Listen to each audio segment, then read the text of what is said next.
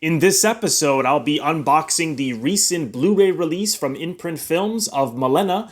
This film was released in the year 2000. I'll also be reviewing the film with Joe Crisafulli. This film was directed and written by Giuseppe Tornatore. It starred Monica Bellucci as well as Giuseppe Sulfaro.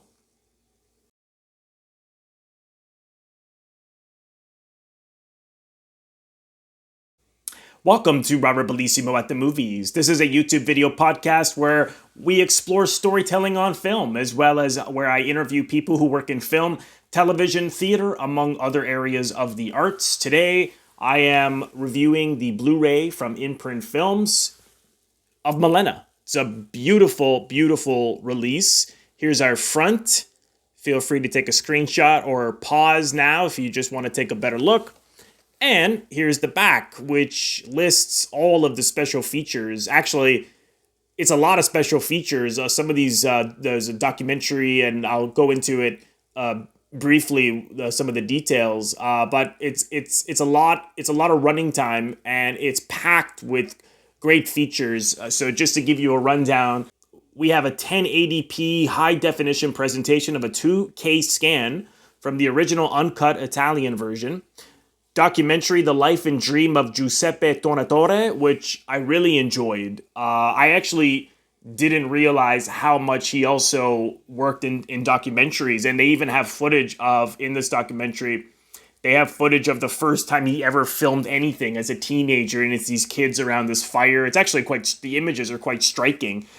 So it's a lot about him, his relationship to Sicily, growing up in Sicily, about his filmmaking, the themes he's interested in often in his movies.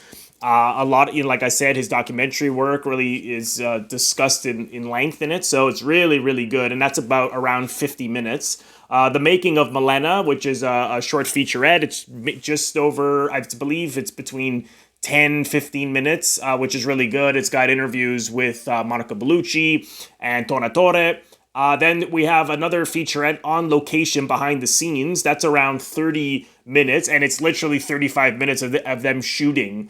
And it's the scene where Monica Bellucci is on a chair and her head is back and it's wet and it's dripping. And so obviously she's drying her hair outside, and it's the boy watching her. And so it's like 35 minutes. It's not the most exciting featurette, but if you really want to know all the work that goes into movie making, it's a great featurette to see. After that, interview with director Giuseppe Tornatore and composer Ennio Morricone. And so they discussed their working relationship, how they met, that he offered him Cinema Paradiso, Tornatore, and Morricone originally said no because he was really busy at the time, but he was so moved by the script. And he did so many films with Giuseppe after that. So it's a really good interview about their working relationship. And after that, in studio, recording the score with composer Ennio Morricone. And just like with the on location behind the scenes of them on set, this is them now recording the score. And you see Morricone with the orchestra and all the musicians, and he's the maestro, right? So he's conducting and directing and everything, and it's really, really incredible to see that at work. And then lastly, theatrical trailer and TV spots. So this is a lot of special features. It's really, really special how much they packed into it, and some really incredible insights into the making of this film and the people involved. And so highly recommend getting it on the features alone. Just let's take a look at the inside. We have our cover. That for anyone who's seen the film, that was actually an image of the little boy imagining her in another picture that was very similar to this. And, this infatuation of who Monica Bellucci plays is growing and growing in the young boy's head, and he's falling in love with her. He's infatuated with her, so he's seeing her everywhere. And as I'll get into in my review with Joe, it shows the power of imagination and infatuation and love and desire. And so there it is. There's our cover. We have the back, which is everything that's written on the back here is the same. It's just on the inside sleeve. And I'll go to the inside here. We have the very beautiful Monica Bellucci. We have the sticker on the Blu-ray there. I'll just pop it out so you can get a better look at the. I love the images that they put inside. I love all the artwork. I mean, you just feel the care and the love and how special these Blu-rays and DVDs that they put out are. That's such a great shot, and you see everyone in the background and how throughout the film she's neglected and people gossip about her and are intimidated by her or infatuated by her, and so that image just speaks volumes as her head is down, and her alienation and isolation. As I get into, I'll be honest, it's not the best film. It's got some things going for it. You wait and see our review, but it's certainly worth seeing. Tornatore is a fantastic director, and you learn a lot about him and the way in which he works, also from the features. So on that alone, this is something worth getting. So stay tuned for my review with Joe. I want to welcome back to the show Joe Crisafulli, who is an actor, writer, director, editor. He does it all. Joe, welcome back. Thank you very much, Rob. Glad to be here as always. So, Melena, this is an interesting film. Like I said before we started, I wasn't crazy about it, but there were some things about it I quite like. So, I'm looking forward to your thoughts. But for people who perhaps haven't seen it, I'll just give a little synopsis. Amidst the war climate, a teenage boy discovering himself becomes love-stricken by Melena, a sensual woman living in a small, narrow-minded Italian town. What are your feelings on this one? I know you had seen it in the past. Was it Yeah, I saw it. I really forget when it came out. It must have been roughly 20 years. 2000? Yeah, I saw it when it came out. By the way, if anyone's coming to New York, a lovely cinema that's been here since the 1960s, Cinema Village. It was featured in The Departed by Martin Scorsese, where Matt Damon meets up with Jack Oh, Nicholson. right.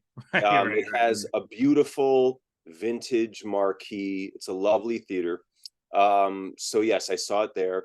Um, my general impression was that the character Malena really doesn't deserve her own movie as Giuseppe Tornatore portrayed it. She's not, as he portrayed it, she's not a very complex character, but she could be if you showed it from a different point of view than the adolescent The boy kid. who Yeah. understandably is basically just horny coming into manhood, which is a legitimate biological soul truth issue for men, no less than women's first menstruation, girls' first menstruation.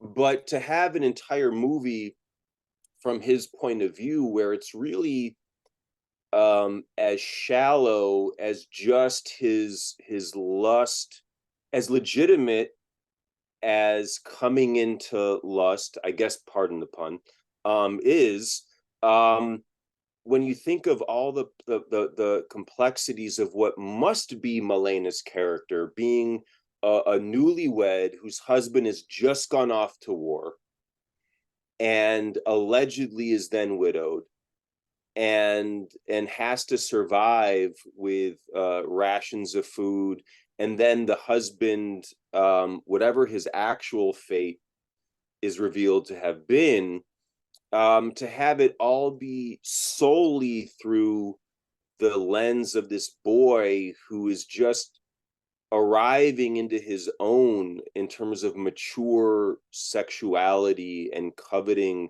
a woman from afar. I think it turned out to be a rather shallow motion picture based on that one point of view. Yeah, I agree. I was wanting so much more of her perspective, and I did really like the way in which he used like the power of the imagination, and even it's not even true of like kids. I mean, when you meet someone with I mean, I could, from my, I can't speak for women. I could only speak from my own experience. But if you, when I become infatuated or even in love with a woman, you know, just from meeting her briefly, I mean, in this case, he doesn't even meet her. I mean, he says a Right. little something to her right at the end.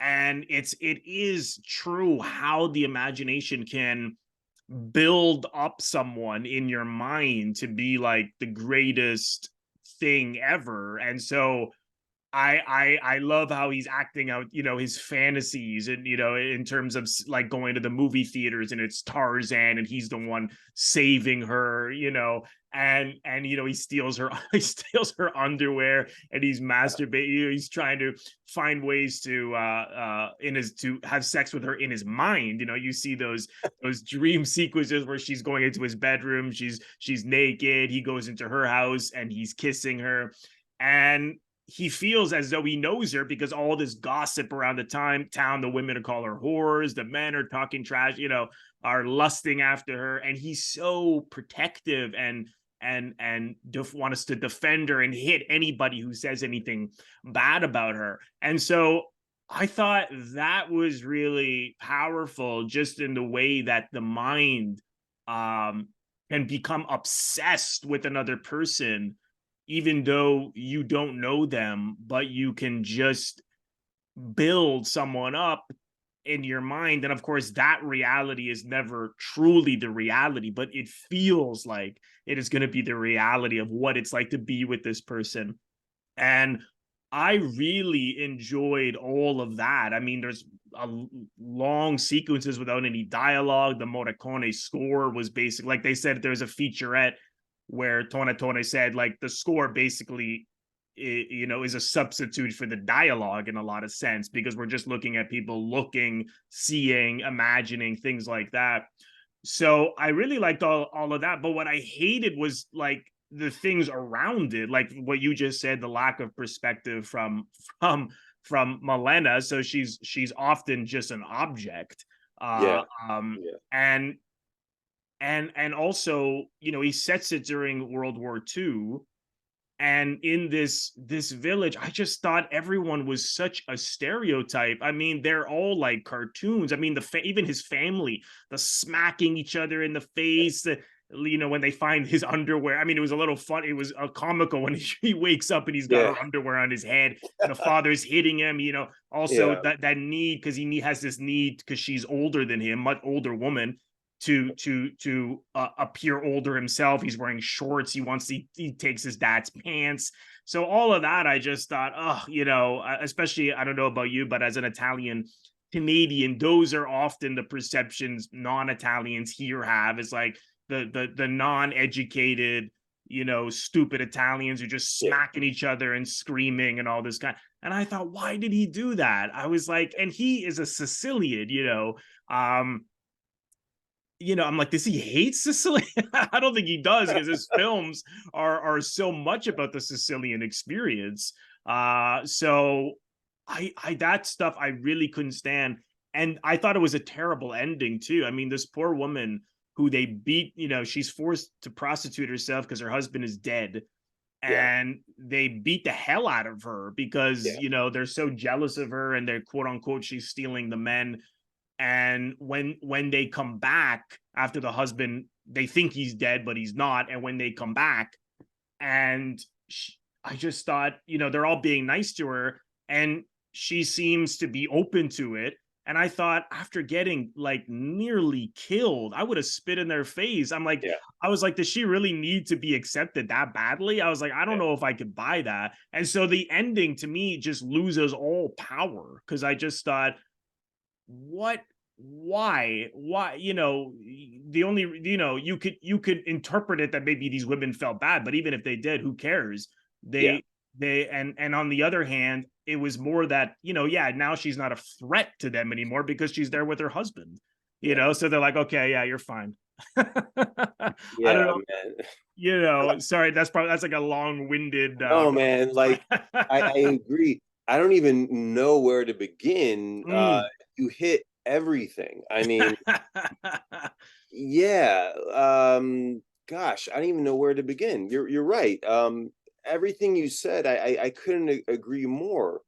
Um, so fine, they're talking about her, and I could relate in the sense that, for instance, my personal experience in Italy is often one where being an Italian American who, unlike a lot of Italian Americans, maybe most Italian Americans, or maybe most Italian Canadians as well, very much had one foot in Italy and America, and here we're Italian up the wazoo. And then you get there and you realize you're the American, you're the New Yorker. When I would walk down even as a teenager, and you could say that the roles were reversed, where maybe if I was a teenager and teenage girls in the town who it's a one pony town, they see a guy that maybe they find attractive and he's a New Yorker, and everyone is talking about it, and he stays at so and so's house because they're friends of my family and whatnot. um that's fascinating. um but except in this motion picture, it's people where she's from. I mean, she's from a different town, Yeah, she's not and from it's there, right? like, fine, gossip happens, but he has these Scorsese Copacabana shots where you're following a chain of gossip, everyone from, I don't know, the mayor to the barber to the widow to the women talking about her. I just think it's not an actual representation of real life that is Mm, useful. People yeah. definitely gossip, and I can tell you, anyone that's seen Divorce Italian Style, I still have to uh, see that. I can't believe that I it's haven't such, seen it. it's such. Now, mind you, that's like a satire. Right. Uh, and like Oliver, like Oscar Wilde said, if you want to tell people the truth, make them laugh or they will kill you. That and being Sicilian, I saw a lot of truth in that movie where everyone, and this is something that my friends and their parents from northern Italy have made observations about southern Italy, where senses of propriety. For I had a very close friend of mine at his wedding. An uncle of his was telling me, I did my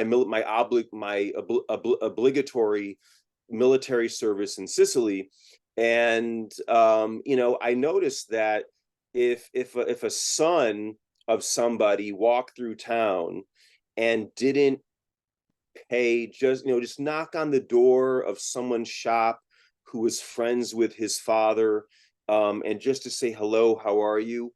Well, that person, that proprietor then at church was like, your son didn't even, I saw him walk by, he didn't even say hi. um you That's know very um Italian. yeah, yeah. Yeah. And I have to say, very, very evidently Southern Italian, which most of Yes, us yes. in the Americas, I assume Canada as Yeah, well, that's what we know. where we're That's what the from. yeah. So yeah, the fact that people are talking as portrayed in, say, Divorce Italian Style, they're kind of looking over their neighbor's metaphorical fence, and maybe Right. talking around the dinner table. So that's valid, but the Yeah. way he portrays it in this picture, where again you have like a 30-second, a 1 minute unbroken take, where everyone in the town square is talking about this woman who really has nothing to do in this movie, Right. except walk down the street. If you look at Bellucci's face, it's just her. Uh, I'll be honest, in New York, where our fashion week is, something to write home about, I suppose, like Paris and Milan. The way she walks down the street in this movie repeatedly is like a lot of sort of hangers on at Fashion Week in New York, who are dressed to the nines in a way that is a manufactured representation of the world of style that, frankly, especially in men's style, Italian men just sort of have been dressing as them doing them since World War II. Gianni Agnelli, the head of Fiat, for instance, and they're hangers on outside or at these fashion shows for street photographers to take their picture, and they look like they're put upon by this attention, but the reality is they live for this attention. And Right. that's what the motion picture Malena depicts Malena doing throughout the entire movie. Yeah. And that's very shallow when you could talk about what is this woman experiencing Right. as a newlywed whose husband has just gone off to war for the fascist side, for the Yeah. side that's allied with the Nazis. And it's such a moment when he shows up and he tells the I guess it was the local fascist secretary who's dissing him, Yeah. we fought for your war. Yeah. You got to stay home. And now, because we lost, or fine, the armistice, the Italy did turn sides, but instead of grappling with that, the movie just treats her as a total object of this boy's legitimate hormonal issues. But to have Mm. an entire motion picture about that, it Yeah. was just a one note, shallow endeavor.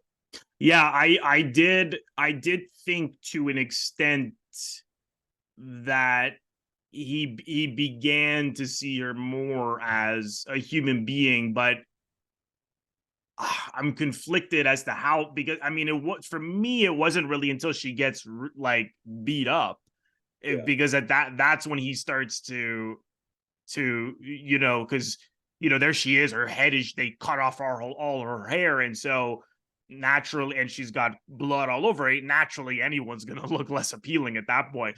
Yeah. And at that, he watches her leave the train to Messina, and at the end when the husband comes back, he's looking for her. Everyone's saying, oh, I don't know, they're lying, they don't know where anything about it. And he tells her, he tells him, the husband, where she is. And so for me, it he does begin to see, okay, this is a human being, and he accepts the fact that she's unattainable for him. I mean, he's a teenager, she's it says that she's 27. 27. Yeah. I mean, Monica Bellucci at this point was, if they shot this in 99, was 35. It came out in 2036, but I mean, she could certainly pass for late 20s. But I mean, at the end of the day, it's Monica Bellucci. I don't care how old she is. I Yeah. mean, Yeah. she's she's beauty. It doesn't matter, because I mean, she's stunning. I mean, I don't blame the kid for Right. lusting. Yeah. I Yeah. mean, it's but again, it just felt like that's what it took for this kid to sort of change. Was like this, I mean, maybe that's a criticism of Yeah. from the child, like, look how long it takes you to see this woman as, from an object to a human, like it took her to get basically brutalized. I don't know, it just doesn't quite sit right with me. I don't know how you felt about that. Yeah, I mean, you're saying this as a man who probably, like me, can relate to him, coming into puberty and idolizing a woman, with your new hormonal truths. What in the world are the women's excuse in this movie? At the end, Yeah, yeah. um, they extend sort of an olive branch, and why? I mean, I can understand the women having a real problem with this woman sleeping with their men, even if it is for the fact that it's her, how she's able to pay the lawyer who defends her in this ridiculous case. I mean, if Oh, she's having an yeah. affair as a widow, look, That was that's so silly. you know Yeah. um or for her to eat. Right. What's the justification for them to then just acknowledge her as a human being? That was kind of petty, even though it was a representation of an olive branch. Yeah. And I have to say, I'm really disappointed in the women. And when you think of, Oh, they're um, terrible. I mean, they're fucking awful. but I also, I think I said this in our last conversation. I don't know if your social media feeds look like mine, but um, I see a lot of young women on social media putting up as memes or whatever clips from this movie Really? of her, yeah, of her just walking down the Oh, street, I see. Yeah. total object, Right. having nothing to do except feel put upon. Or that one shot where she sits down with her new hairdo and Oh, she yeah. has a cig in her mouth and every man Yeah. All the lights come up. alike. Yeah. And I don't know why young women allegedly who were born into feminism, Right. allegedly not having to have anything to do with the actual road it took to achieve actual feminist victories, why they're showing clips of this shallow, Yeah. with all due respect, I apologize to the director, motion picture, shallow depiction of a woman being doted upon by men simply as a sexual object who is, even at certain points, they call her a whore. And it's like, is Yeah. she? She's just No. someone, a newlywed at home that all the men have Yeah. are horny for. Right. And for me, kind of like the Barbie movie, which we don't have to get into too much. Maybe that's a different conversation. The idea that young women are rallying behind these images of women as objects and nothing more. I really don't get. It's like we're in this postmodernist civil rights, humanitarian liberation period where we're all on a vacation from history, and we're so consumed with consumerism itself and self-identity, Right. self-identity as being the intrinsic truth of the world, that we're looking past the actual meaning of images and motion pictures and the messages they're conveying. Right. Right. I can't help. I can't, I don't know for sure, but I wonder if a lot of people sharing these images have seen the movie or if it's Yeah, just because yeah, that's just such an iconic, cool looking yeah. shot, but yeah, I mean, again, the meaning of that, well, that, what was interesting about that scene is right before that, because she had long black hair, she starts to cut her hair, and I thought, oh, this is interesting, maybe she's doing that because of all the attention she's getting, and how she sees how there's gossip and hatred towards her because of her looks from women, the women in the town. I thought, okay, maybe she's gonna try to make herself look unappealing, like start wearing baggy clothes, cut off all her hair. But then when she comes with this red hair and then blonde, For she's more still, attention. yeah, she still looks amazing. And I thought, why did they do that? The only thing I can think of perhaps is that this was her now making the decision to become a prostitute. So maybe out of shame, she wanted to totally change her image. And you see her change her image not once, but twice, right? It's red, then blonde. Could it be? I mean, clearly she knows she's appealing. So did she? Right.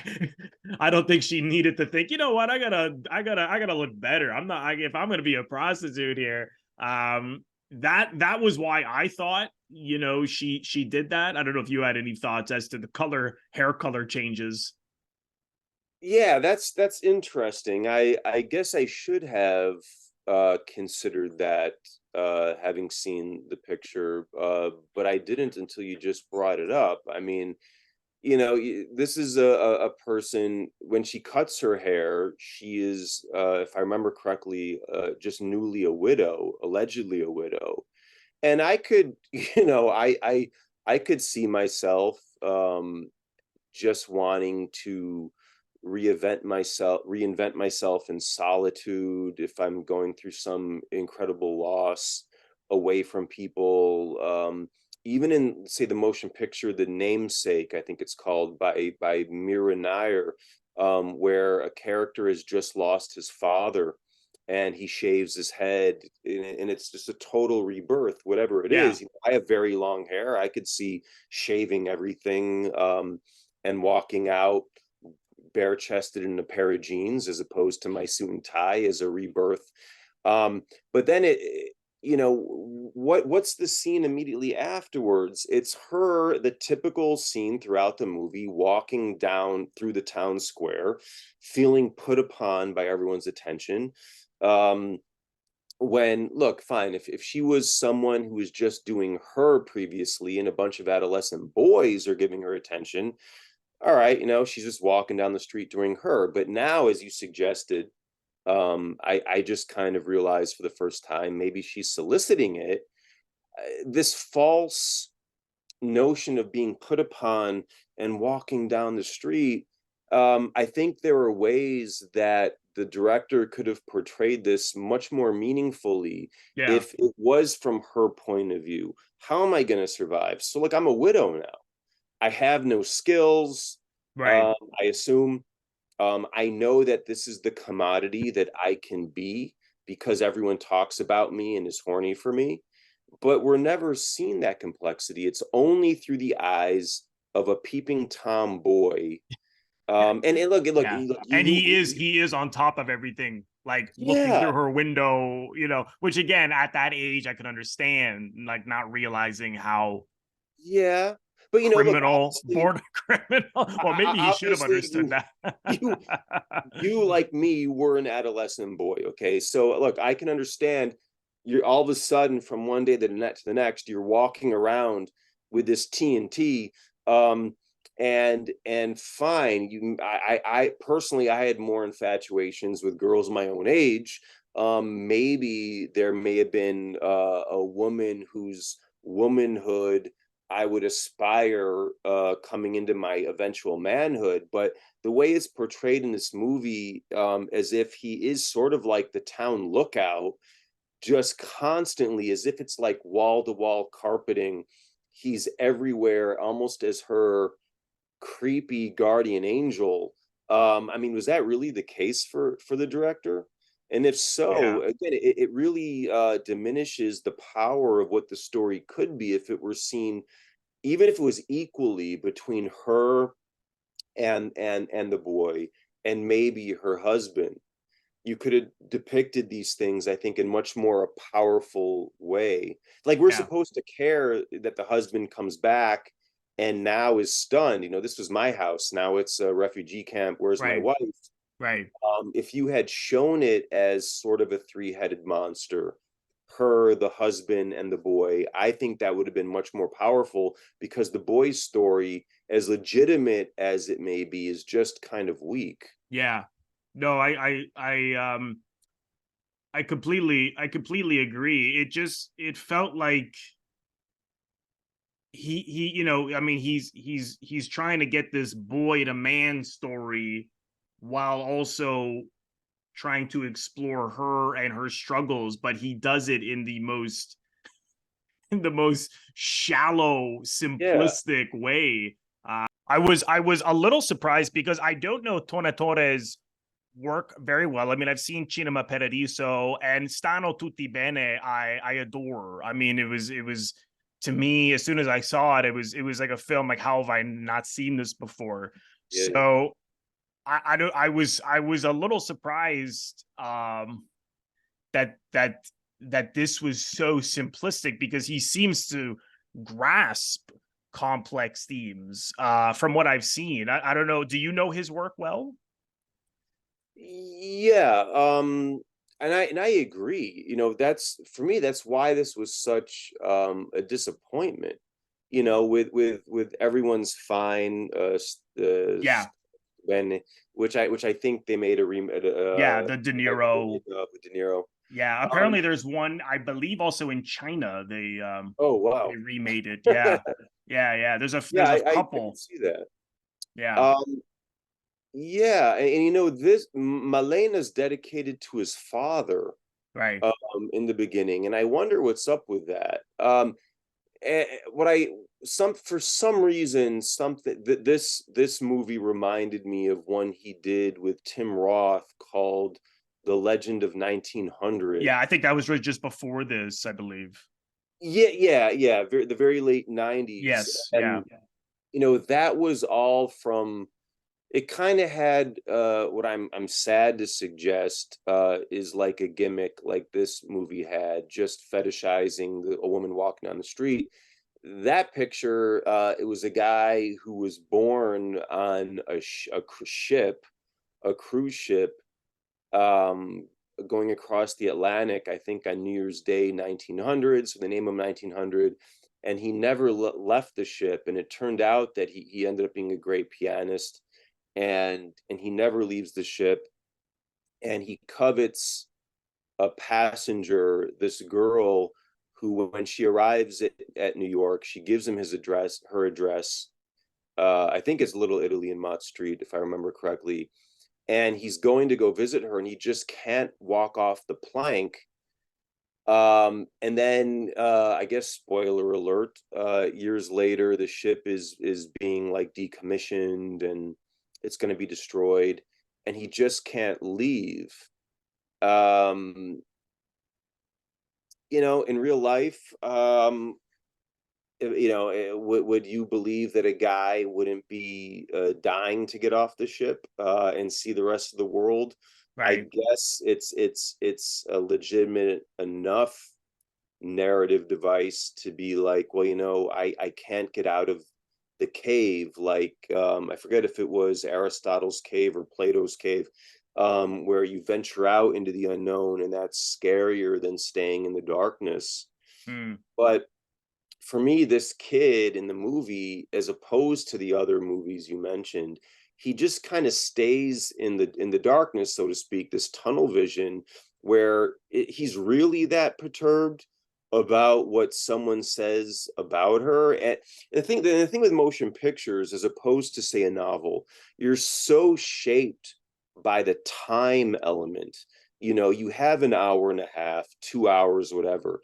The deconstruction of time is so important. And I certainly was as infatuated as this character with certain females in my life as an adolescent, Yeah, of mostly course. other girls my age, maybe a teacher, I don't know. But to choose the deconstruction of time as if we're supposed to buy this concentrated element of everyone being focused on her, a character that has nothing to do throughout this movie.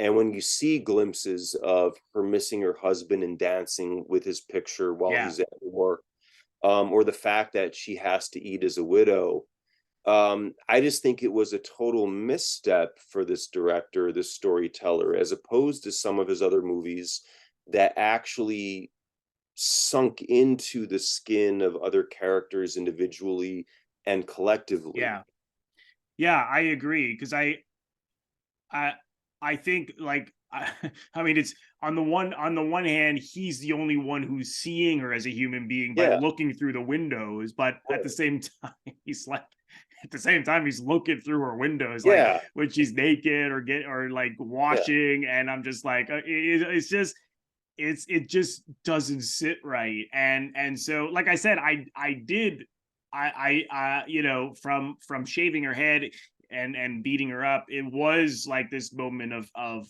at least for him, he's seeing her more as a human and less of an object. So Like, are we supposed to applaud? I mean, that is yeah, real. yeah, Women like, cutting off the hair of yeah, women, even in France, who fraternized with the occupying Nazis. But am yeah, I supposed to applaud this kid because he sees her as a human then? yeah, I don't know. yeah. I don't know how, it just And why do the women, again, like the transition of the women? yeah, it just doesn't sit right because it's like it's got these things going for it in terms of the arc for this kid, but it's the way he executes it just by having him look through the window so much. And then like that scene, which is interesting on the one hand because his object, this woman in his mind, has basically been obliterated because of what they did. But then at the same time, you're thinking, yeah, but why are these women beating the shit beating her this Yeah. badly. I mean, I'm like, is this wartime anxiety? Is this the hatred against the Germans at this point in Italy? I just, again, it's just too, it was too cartoonish for me. It was too like, she didn't have one friend. There wasn't anyone. Yeah, I don't, I mean, there's one thing to be like, I mean, on the one hand, there is a downside sometimes to being so beautiful because people can often only see that. But surely you wouldn't be. I mean, I don't know. I can't speak from people's experiences, but she's so alone. I mean, it was like, you know, there's not anyone else there with like who would have been somewhat friendly. It's just, I don't know. It's too far fetched for me. I don't know. It just didn't sit right. It's amazing that you say that. I mean, I agree. Like far-fetched. When you're dealing with a scene that I think may likely have happened after World War II Right. with women who had fraternized with Nazis, Yeah. Yeah. having their hair shorn or whatever. The issue I think is, and this is to me again, I feel so demoralized by um the social media aggrandizing images from this motion picture because uh, uh, uh, we so don't deal with complexities. I feel that what this boy in this movie is going through is entirely legitimate, and we dismiss Yes. it. Yeah. It's amazing, you being in Toronto in Canada. I remember being in Toronto maybe 10 years ago, 11, 12 years ago, and I saw a billboard that you just would never see in the States. I saw a billboard that showed a young boy in elementary school kind of sitting like this with a pencil in his hand at his desk. And it said something like, "Don't leave him behind." And it's a real issue that we understand now, but don't care about, that boys and girls learn in different ways, and that males, at least in the States, are being left behind. It's going to be soon now where women outnumber boys in college and Yeah. university 3 to Yeah. 1. Um, and we just learn differently. So much for the demons of patriarchy, where if you want to take the Barbie movie, in everything in Barbie land, where they try to, and I'm a fan of Greta Gerwig and Noah Me Baumbach, they too. try Me to too. pass it off, Right. as in Barbie land, there's female justice, except in the real world, which I admit is a patriarchy, women have achieved everything that the movie plays off as only available in Barbie land. And as much as we don't talk about boys being left behind. Anyway, long-winded way to say that I do think that the boys' hormonal development and truth depicted in this movie is 1,000% legitimate. Yeah, But that's if what worked the best in it. but if you're only portraying the realities of this woman's circumstance through that, you're doing a total disservice. And in the Exactly. scene where towards the end, where they're beating her up for having seduced their men eventually, because in the beginning you're like, why are they calling her a whore? Because Yeah. she's attractive?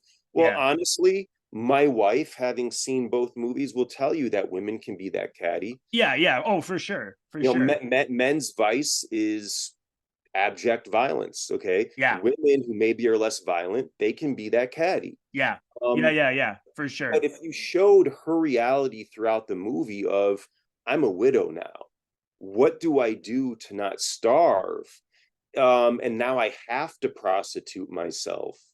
What a complexity, that she becomes a self-fulfilling realization of what used to be just a societal projection, and then the women take it out on her. That would have been so much more complex to Right. show everyone's legitimate point of view, Exactly. Yeah. not just the boys. Yeah. Yeah. Yeah. I completely agree because, like I said, it just becomes simplistic and not it. They don't feel like humans. I mean, they just feel Yeah, like what your wife said. Like, yeah, of course that's true, right? There is a cattiness My wife's told me that as well. So, but You okay? yeah, it's not just you. We're covered. Okay, we're covered. Good. Yeah. but but you're right. I mean, if we had maybe gone into more perspectives from those women or Bellucci's character, I think it could have had incredible potential, but I don't know. It was a letdown for me because I'd been meaning to see it for a while. So I'll have to see more of Tornatore's films. There's a featurette on here on the Blu-ray where, because he's very interested in people who have left Sicily, gone back to Sicily, or stayed in Sicily, the relationship to Sicily, what it's like to be, and you see that in this film. She leaves, she goes back. You see that in Stanno Tutti Bene, with the Mastroianni character as he goes to Rome, and that, so, and his kids have all left. So I do think that is a very interesting theme. But What did in the this one, featurette have to say? what did he have to say? Like, Yeah, in the featurette, because my mom, who's from Sicily, she loved the movie, and I think she was just looking at the scenery because it looked like her town. Right. Well, they She shot was that a in kid. Morocco, some of it apparently, Yeah, which was interesting. I didn't know yeah, that. yeah. I forget where Tornatore is specifically from. My mom's from the East Coast, a small town outside Messina. Right. And so for her, yeah, the nostalgia, and it's amazing. Her mom, uh, before my mom was born, during that time though, she was in a barn with a bunch of people from the town when there was an air raid, and you hear the siren, and again you hear the sirens, it's an air raid. Yeah. So of Yeah. course the man takes his son to a brothel instead of Oh yeah. taking shelter. But Yeah. my grandmother was in like a barn with everyone during an air raid, the sirens, and she couldn't account for a newborn baby who was her nephew, and she left the barn to go into for shelter, to go into the town, find the baby. In the meantime, the barn was bombed and everyone died. And she had I call him like my uncle. He's my great cousin. She had him in her apron during a bomb attack. Um, and yet this movie is showing. I mean, it's one thing if it's marriage Italian style and Mastroianni's in the brothel. He happens to be in the brothel when an air raid happens, and he makes the joke looking at the framed photo of the fascists. Who could take us seriously in such uniforms? That's a satirical, Yeah. comedic comment that, Right. like Oscar Wilde says, is telling you the truth, While and making making you you laugh. laugh. Right. Right. But this guy is like, let me take him to a brothel. I'm giving you the boy. Give me Yeah. back the man. Right. In such a caricature way, which maybe that would happen. But you're right. It's so pointed in a caricature Yeah. fashion. Exactly. And you see nothing from that. I guess a lot of guys, my take from what a lot of women tell me is their first sexual experience, you go through a body transformation and they're probably disappointed. All that poetry and music for something that lasts a few minutes, especially your first time. I think with a lot of guys, you're kind of putting your hands deep in your trouser pockets, and you're like, this is what the world's about. And you don't see that at all uh, No. in his first time. It's just Yeah. this non-funny sort of comedic caricatured moment. The only thing I thought was, this must have been intentional, that I thought was somewhat humorous, is that the woman he picks, because he has all these women to pick, and the woman he picked looked a little like, she looked a little like Yeah, Monica Blue, so I thought, well, of yeah, course, right? That's what he's sure, sure. but yeah, other than that, what's the letterbox, that is what I ask people. I don't know, do you have letterbox? Do you do letterbox? I do, yeah, I do. What's the rating out of 5 now? Actually, I haven't checked. You know what? Because the thing is, Or I, your rating as a out of, rule, I just don't look at ratings. okay, Uh, no, but I your don't rating, trust like them. what would you Oh, give out of mine? 5? Yeah. Oh gosh, I hope to. I would love again. being critics here, look, we're you and I are human beings. We're sentient men who think deeply about these things. And you're an actor. You teach acting. I'm a filmmaker. I don't mean to be cavalier. And being a filmmaker myself, I think George Lucas, 30 years after Star Wars, said, "You are not trying to make the best movie you can. You're trying to make the best movie you can given the circumstances." So I don't mean to be cavalier. And dedicated to his father, I just shot a movie largely about my father. Um, but I would give it like 2 out of 5, 2.5 out of 5. Yeah, I And put like two and you a said, half. there were moments of Yeah, of legitimate, yeah, uh, a twinkle of legitimate exploration there, but it just is a shallow motion picture. I say that knowing that 200 people made this movie, giving their all. right. And sometimes, even if you had a great shoot, a movie comes out that, wow, man, I don't know what happened. Exactly. Yeah. You know, Yeah. Well, that's so common. Yeah, that's what I put two and a half on Letterbox. To me, two and a half is like basically means it was okay. Three to me means it's good. Two means it's not bad. but That's but the I that's do the I way I do look at it. say Yeah. I do think I think it's a movie that people should see. A lot like Oh yeah. Yeah. Barbie, that I'm obviously very critical of. I think it would I haven't instigate seen it a yet, Barbie. conversation like we're having. The way that the movie fails around topics and subjects that are quite legitimate, I think that's a very fruitful conversation to have. Yeah. Yeah. No, certainly. Certainly. I like I said, I had been meaning to see it, so I'm glad I did. But like I mean, I respect him so much as a director. I think seeing all of he's a director that you should see all of his movies. I mean, like Yeah. I said, I've only seen a few, but Everybody's Fine, Stanno Tutte Bene. It's like how can you not see his movies after seeing that? I mean, that to me is such a underrated masterpiece.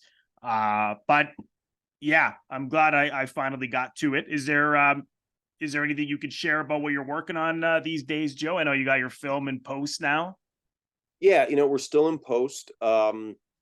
Again, I very much relate to telling a very personal story. I don't know if Tornatore was exactly this young boy who was obsessed with a woman. For me, my story is a very personal story about growing up with my parents, who, as much as our movie Children of God is at the forefront about an actor, leading man, having an affair with an Italian painter, which is all sexy and fine. The parents, I think, are really the heart and soul of the movie. And when you think about it, even in Malena, he depicts his family and his parents. Yeah, And I don't mean to begrudge or belittle that. So I very much relate to that. And I hope that I can succeed where I feel Malena failed in showing my particular neck of the woods in Astoria, Queens, with the reality of my parents. And I think that, as you probably surmise, if you can be specific in an authentic human way, it actually becomes something that most people, one way or the other, can relate to. Like right. Moonlight. I'm not gay. I'm not black. I'm not from the South, but I related to that motion picture extraordinarily. And so I hope that's what I can achieve through our motion picture, Children of God, which I hope will do the festival run starting next year. Great, fantastic. And people can follow you on Instagram at Zio Cinema, I believe. That's the Absolutely. handle. Yeah. Great. Yes. And YouTube. And YouTube. All right, fantastic. So I'll leave the links in the description box below where you can follow Joe. Joe, thanks again. Always a pleasure for Thank taking the you. time out. Always fantastic. Thank you for having me.